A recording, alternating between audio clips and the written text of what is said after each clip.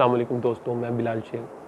दोस्तों आजकल का सबसे बड़ा फुकदान जो है वो कोई पैसा दौलत नहीं है। आजकल का सबसे बड़ा फुकदान एक दूसरे के जिस्मों को समझना है। इंसान में जज्बात ख़त्म हो गए हैं। ये हिर्स, हवस, लालच इंसान को किसी काबिल नहीं छोड़ती।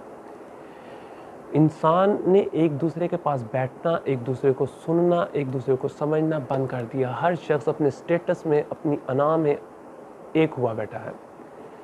मेरी किताब खुद से मुलाकात, जो कि मोटिवेशनल अफसानों का मजमूआ है, एक मेरी छोटी सी काविश है। ये एक आम इंसानों की किताब है, आम इंसानों की। इसमें कोई रवायती कहानी नहीं है, इसमें कोई लव स्टोरीज़ नहीं है। ये कहानियाँ मैंने अपने नज़रियात और अपनी जो थॉट्स थे उनको मैंने एक अफसानों की शक्ल में लोगों तक पहुँचाने की एक छोटी सी कोशिश की है।